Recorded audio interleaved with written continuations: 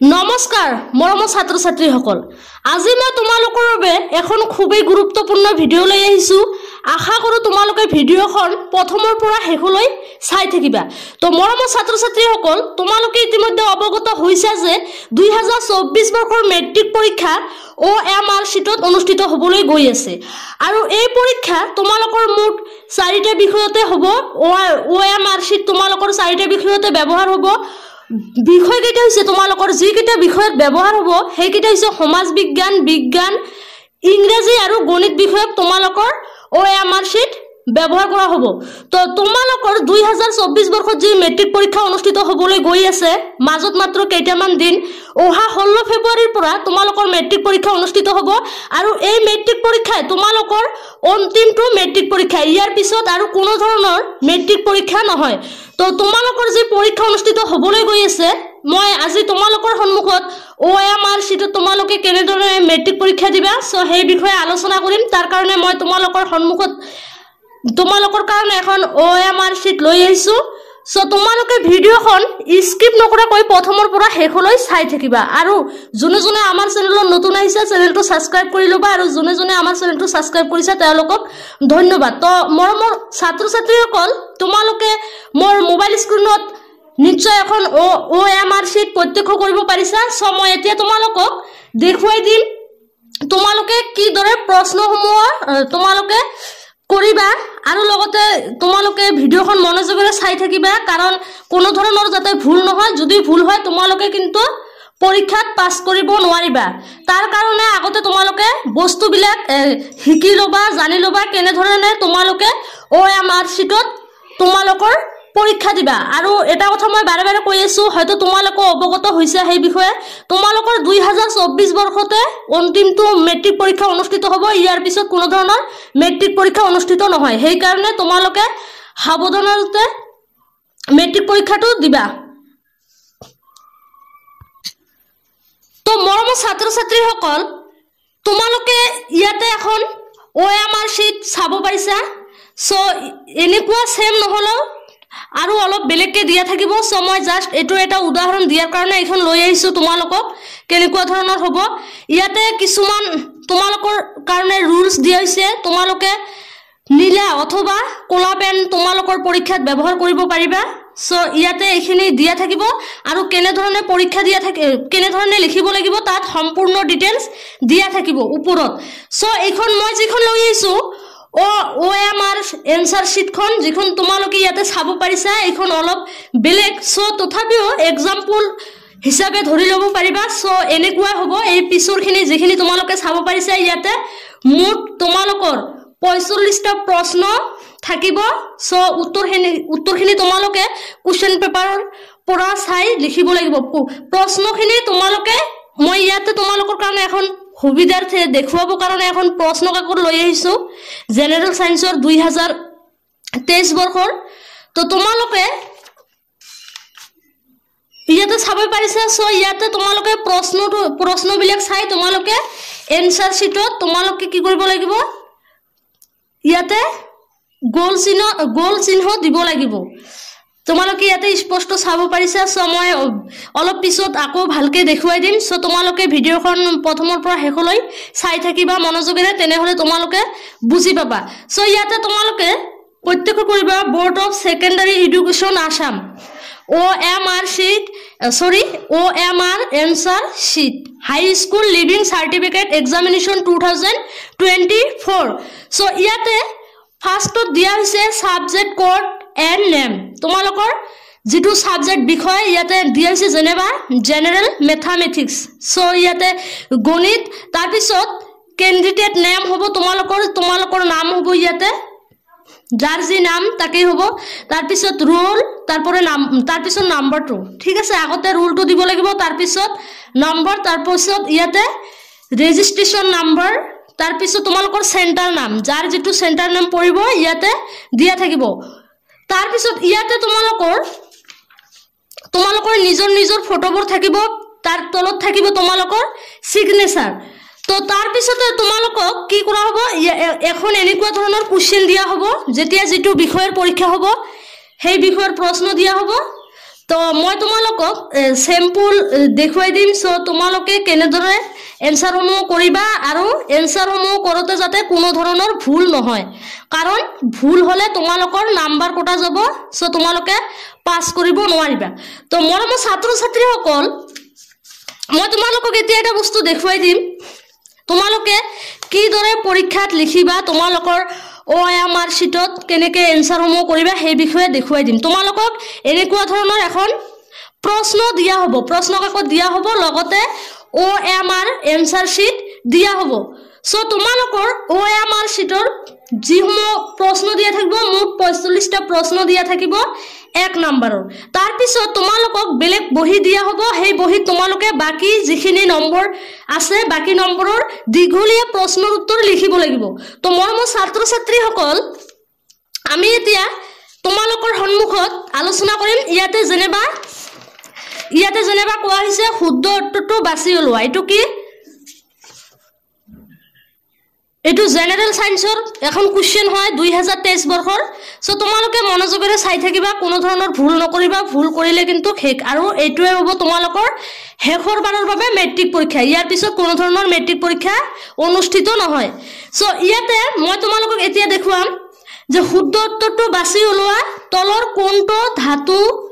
কল্পৰ উদাহৰণ নহয় সো ইয়াতে যদি আমি উত্তৰটো বিচাৰো যেনেবা ইয়াতে এই নম্বৰটো দিয়া হৈছে এতিয়া শুদ্ধ অশুদ্ধ মই নেজানো কাৰণ ইয়াতে ৰাইট টিক মাৰ্ক দিয়া হৈছে এইখন সো মই এটোৱে ধৰি ললো সাপোজ SI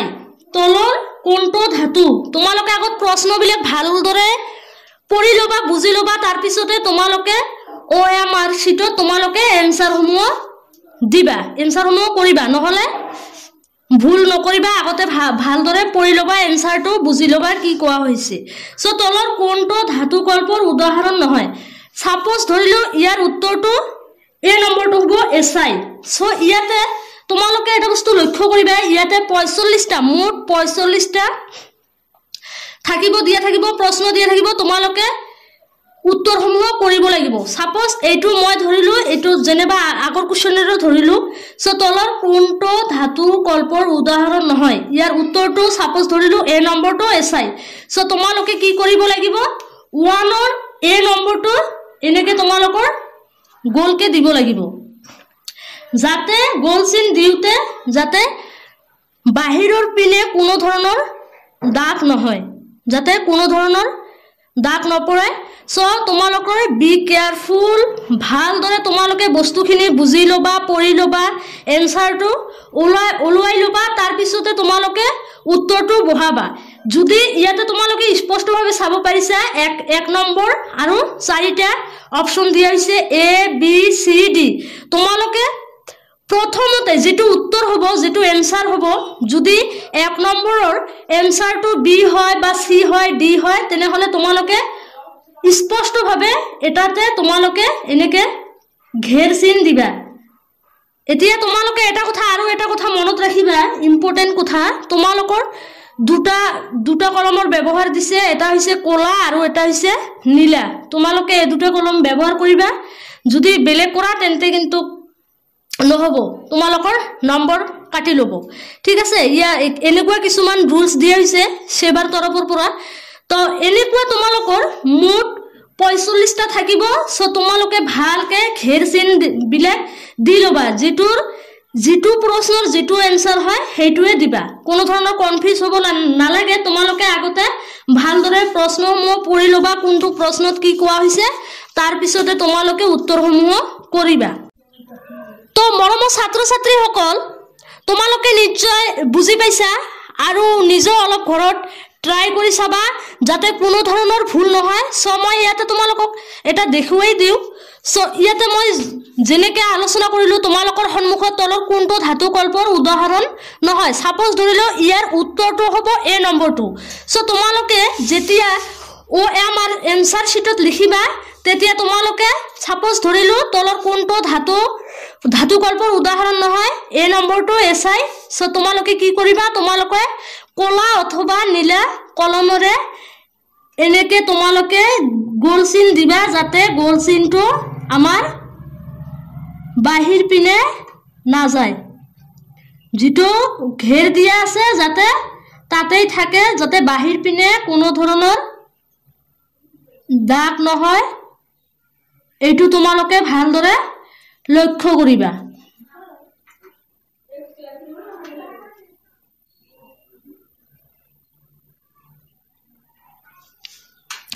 তাৰ পিছত তোমালোকৰ এইটো মই তোমালোকৰ এখন বিজ্ঞান প্ৰশ্ন কাকত লৈ আহিছো তোমালোকক উদাহৰণ দিয়াৰ কাৰণে, আগতে কৈ দিলো। সো তাৰ পিছত ইয়াতে 2 নম্বৰত কোৱা হৈছে তলৰ কোনটো যৌগিক সোডা এসিড অগ্নি নিৰ্বাপন যন্ত্ৰত ব্যৱহাৰ কৰা হয়। তলৰ কোনটো যৌগিক সোডা এসিড অগ্নি নিৰ্বাপন যন্ত্ৰত ব্যৱহাৰ কৰা নহয়। সবতকৈ ডাঙৰ কথা হল আসলতে প্ৰশ্নটোত কি কোৱা হৈছে, প্ৰশ্নটোত কি কোৱা হৈছে এটো তোমালোকক ভালদৰে বুজিব লাগিব, তাৰ পিছত তোমালোকে এনসাৰ সমূহ কৰিব লাগিব। সো ইয়াতে সাপোজ মই ধৰিলো 2 নম্বৰৰ প্ৰশ্নৰ এনসাৰটো হ'ব বি নম্বৰটো। ঠিক আছে, যদি বি নম্বৰটো হয় তেতিয়া আমাৰ OM এনসাৰ শিটত কি কৰিব লাগিব, OMR এনসাৰ শিটত আমাৰ 2 নম্বৰৰ যেটো বি নম্বৰ উত্তৰ হ'ব এটো আমাৰ ঘেৰ চিন দিব লাগিব। এইবিলাক পৰীক্ষা আমাৰ 3rd grade 4th grade Ajmal talent অথবা গুণোৎসৱত এনেকুৱা ধৰণৰ পৰীক্ষা ছাত্ৰ ছাত্ৰী সকলে দি আহিছে। সো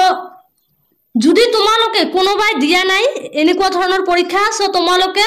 ভালদৰে ভিডিওখন চাই লবা, জানি লবা।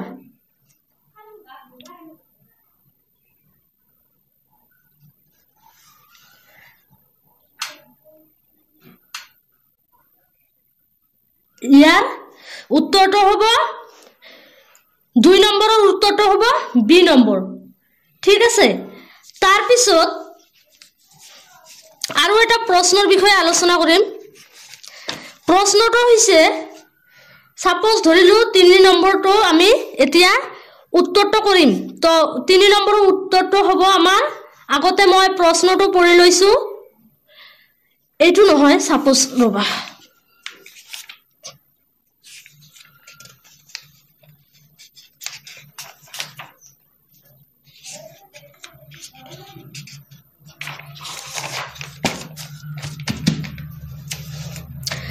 মৰমৰ ছাত্ৰ ছাত্ৰীসকল আমি এইটো প্ৰশ্ন আলোচনা কৰিম। তলৰ কোনটোৱে বৰ্তনীৰ বিভৱ ভেদ নিৰ্ণয় কৰাত ব্যৱহৃত হয়। ইয়াতে 4টা অপচন দিয়া আছে। সো প্ৰশ্নটো আকৌ এবাৰ পঢ়ি লম। তলৰ কোনটোৱে বৰ্তনীৰ বিভৱ ভেদ নিৰ্ণয় কৰাত ব্যৱহাৰ কৰা হয়। সাপোজ এইটোৰ উত্তৰ ধৰিলো এক্সাম্পল এ মিটাৰ কি কৰা হয়, বিভৱ ভেদ নিৰ্ণয়ে ব্যবহৃত হয় বৰ্তনীৰ। ঠিক আছে, সো আমি 3 নম্বৰ প্ৰশ্নেৰ উত্তৰ আমি এইটোৱে ধৰিম। সো এইটো যেহেতু মই এইটো কোশ্চেন বনাই লৈছো 3 নম্বৰৰ, সো ইয়াৰ উত্তৰটো হ'ব এ নম্বৰ, এ মিটাৰ।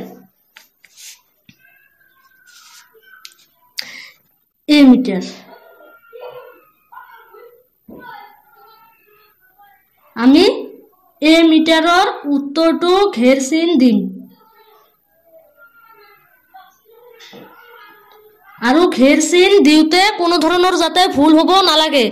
নহলে শুদ্ধ এনসাৰটো তোমালোকৰ কটা যাব, তোমালোকে নাম্বাৰ নাপাবা। আৰু তোমালোকক মই এটা কথা বাৰে বাৰে কৈ আছো, তোমালোকে OMR এনসাৰ শিটত কোনো ধৰণৰ ভুল নকৰিবা, কোনো ধৰণৰ তোমালোকে দাগ নলগাবা, নহলে তোমালোকৰ নম্বৰ কটা যাব। মই যেনেকে দি আছো কোনো ধৰণৰ দাগ নলগাকৈ ঘেৰৰ ভিতৰত দি আছো, সো সেম তোমালোকেও এনেকে দিবা। ঠিক আছে, সো আমাৰ 3 নম্বৰ প্ৰশ্নৰ উত্তৰটো ইয়াতে যেনেবা পঢ়ি কেনে আমি এ নম্বৰটো পালো, অপশন এ নম্বৰটো, তো আমি 3 নম্বৰৰ এ নম্বৰটো ঘেৰ চিন দিলো। ঠিক আছে, সো এতিয়া ধৰিলো 15 নম্বৰত আমি এটা এনসাৰৰ লগতে উত্তৰ ওলাম। সো তোমালোকে চাই থাকিবা।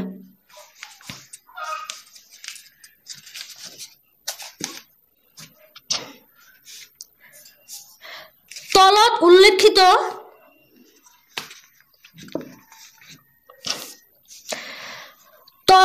উল্লেখিত কোনটো পৰম্পৰাগত শক্তিৰ উৎস তলত উল্লেখিত ইয়াতে চাৰিটা অপচন দিয়া হৈছে যিকোনো এটাই উত্তৰ হ'ব সো আমি OMR এনসাৰ শিটত উত্তৰটো কৰিম তলত উল্লেখিত কোনটো পৰম্পৰাগত শক্তিৰ উৎস ইয়াৰ উত্তৰটো ইয়াতে টিক মাৰ্ক দি ৰখা হৈছে এটোৰ উত্তৰটো হ'ব বি নম্বৰটো নিউক্লিয় শক্তি সো এতিয়া আমি 15 নম্বৰ এনসাৰটো কৰিম সো ইয়াতে সাপোজ এটো প্ৰশ্নৰ উত্তৰ ধৰিলো বি নম্বৰটো নিউক্লিয় শক্তি সো আমি এতিয়া এটো 15 নম্বৰত যেটো 15 নম্বৰ কোশ্চেন দিয়া আছে হেতুত আমি কৰিম সো ইয়াৰ উত্তৰটো যদি আমাৰ বি নম্বৰ হয় তো ইয়াতে তোমালোকে 15 নম্বৰ হলে বি নম্বৰ এবিলাক মই জাস্ট এটা উদাহৰণ দিছো তোমালোকে চাই লোৱা কেনেদৰে কৰিব লাগিব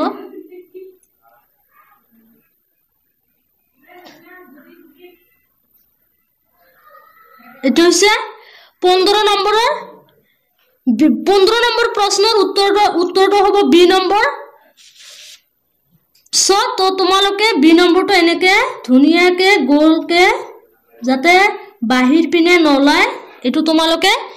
ঘেৰ চিন দিবা ঠিক আছে তাৰ পিছত তোমালোকে এনেকে তোমালোকৰ যেটো 45 নম্বৰৰ প্ৰশ্ন থাকিব চাৰিটা বিষয়ত সো তোমালোকে এনেদৰে উত্তৰসমূহ আগতে প্ৰশ্নসমূহ ভালদৰে পঢ়ি লবা বুজি লবা তাৰ পিছত তোমালোকে এনসাৰসমূহ কৰিবা যাতে কোনো ধৰণৰ ভুল নহয় আৰু তোমালোকৰ OMR এনসাৰ শিট মুঠ চাৰিটা বিষয়ত ব্যৱহাৰ হ'ব মই আগতে কৈ দিছো লাগিলে আকৌ এবাৰ কৈ আছো সমাজ বিজ্ঞান বিজ্ঞান গণিত আৰু ইংৰাজী বিষয় তোমালোকৰ OMR এনসাৰ শিট ব্যৱহাৰ হ'ব ইয়াৰ আগতে হোৱা নাই আৰু এইবাৰ যেহেতু 2024 বৰ্ষৰ মেট্ৰিক পৰীক্ষা যেহেতু অন্তিমটো মেট্ৰিক পৰীক্ষা সো অন্তিমটো মেট্ৰিক পৰীক্ষাতে ব্যৱহৃত হ'বলৈ গৈ আছে OMR এনসাৰ শিট সো তোমালোকে যি সকলে জানা ভালকে কৰিবা আৰু যি সকলে নাজানা জানি লবা সো ইয়াতে সেম এনেকৈ তোমালোকে ইয়াতে চাব পাৰিছা ইয়াতে 45 টো চাব পাৰিছা প্ৰশ্ন কোশ্চেন এনেকৈ থাকিব আৰু তোমালোকৰ লগতে চাৰিটা কৈ অপচন দিয়া থাকিব প্ৰতিটোৰে তোমালোকে ইয়াতে চাব পাৰিছা প্ৰতিটোৰে A B C D এনেকুৱা চাৰিটা অপচন থাকিব আৰু ঘেৰ চিন দিয়া থাকিব গতিকে যেটো উত্তৰ হ'ব তোমালোকে এটো উত্তৰ হলে আগতে পঢ়ি লবা তাৰ পিছত অপচন বিলাক পঢ়ি লবা অপচনত যেটো দিয়া থাকিব অপচনৰ যদি সাপোজ ধৰিলো তোমালোকৰ ইয়াতে তলৰ উল্লেখিত কোনটো পৰম্পৰাগত শক্তিৰ উৎস সাপোজ এটো ধৰিলো তোমালোকৰ উদাহৰণ স্বৰূপে ধৰা হল এটো তোমালোকৰ প্ৰশ্ন আহিছে তোমালোকৰ 2024 বৰ্ষৰ মেট্ৰিক পৰীক্ষাত তো ইয়াতে জেনেকে চাৰিটা অপচন দিয়া আছে A নম্বৰত দিয়া আছে বায়ু শক্তি B নম্বৰত দিয়া আছে নিউক্লিয় শক্তি C নম্বৰত দিয়া আছে ভূতাপীয় শক্তি আৰু D নম্বৰত দিয়া আছে তৰংগ শক্তি এতিয়া ধৰিলো এটো উদাহৰণ স্বৰূপে ধৰিলো তোমালোকৰ উত্তৰটো হ'ব D নম্বৰ তো তোমালোকে কি কৰিবা সাপোজ ধৰিলো তোমালোকৰ 37 ৰ এটো 37 মই 37 নম্বৰ কোশ্চেন ধৰিলো সো সাপোজ ধৰিলো এটো উত্তৰটো হ'ব তৰংগ শক্তি D নম্বৰটো তো আমি কি কৰিব লাগে 37 ৰ D নম্বৰটো আমি এনেকে ঘেৰ চিন দিব লাগিব যাতে ঘেৰ চিনৰ ভিতৰতে তোমালোকৰ ঘেৰ চিনৰ ভিতৰতে যাতে থাকি যায় এনেকে যাতে বাহিৰত নলায় ঠিক আছে এনেকে তোমালোকে আৰু ভালকে দি লবা মই অলপ তোমালোকক জাস্ট দেখুৱাইছো ঠিক আছে তো তোমালোকে এনেকে দি লবা সো তোমালোকৰ কোশ্চেনত আৰু যিবিলাক দীঘলীয়া যেটো তোমালোকৰ বাকি নম্বৰৰ যিসমূহ পৰীক্ষা হ'ব হেসমূহ তোমালোকক ইতিমধ্যে কৈ দিয়া হৈছে সেৱাৰ তৰফৰ পৰা সো দীঘলীয়া তোমালোকৰ দীঘলীয়া হ'ব দীঘলীয়া প্ৰশ্নৰ লগতে উত্তৰ লিখিব লাগিব প্ৰশ্ন দিয়া থাকিব সো উত্তৰবিলাক তোমালোকৰ দীঘলীয়া হ'ব তাৰ কাৰণে তোমালোকক বেলেগ বহি দিয়া হ'ব হেবিলাক লিখাৰ কাৰণে আৰু মুঠ 45 নম্বৰৰ 1 নম্বৰৰ যিসমূহ প্ৰশ্ন দিয়া থাকিব মুঠ 45টা সো সেইসমূহ তোমালোকৰ এনেকে তোমালোকক OMR sheet দিয়া হ'ব তো তোমালোকে এনসাৰসমূহ কৰিব লাগিব তো মৰম ছাত্ৰ ছাত্ৰীসকল তোমালোকে আজি মই তোমালোকক শৰ্টলি দেখুৱাই দিলো পাৰিলে আৰু এদিন ভালকে দেখুৱাই দিম সো তোমালোকে এটা কাম কৰিবা আমাৰ ভিডিওসমূহ তোমালোকৰ বন্ধুবৰ্গৰ সৈতে শেয়াৰ কৰিবা যাতে হিউতো চাবলৈ বা জানিবলৈ সুযোগ সুবিধা পায় সো তোমালোকৰ কোনো ধৰণৰ অসুবিধা থাকিলে তোমালোকে মোক কমেন্ট যোগে জনাই দিবা সো মই উত্তৰ দিবলৈ চেষ্টা কৰিম তো মৰম ছাত্ৰ ছাত্ৰীসকল তোমালোকৰ যেহেতু পৰীক্ষা আহি গল অহা 16 ফেব্ৰুৱাৰীৰ পৰা তোমালোকৰ পৰীক্ষা আৰম্ভ হ'ব আৰু সেই পৰীক্ষা অন্ত পৰিব তোমালোকৰ 4 মাৰ্চ তো আশা কৰো তোমালোকে ভালদৰে পঢ়া শুনা কৰি তোমালোকে ভালদৰে পৰীক্ষা দিবা আৰু পৰীক্ষা তোমালোকে পাস কৰিবা আৰু এটা কথা বাৰে বাৰে কৈ আছো এইটো পৰীক্ষা তোমালোকৰ অন্তিম পৰীক্ষা আশা কৰো যি সকল ছাত্ৰ ছাত্ৰীয়ে দিব যাতে সেই সকল ছাত্ৰ ছাত্ৰীয়ে এইবাৰৰ মেট্ৰিক পৰীক্ষাত পাস কৰিব পাৰে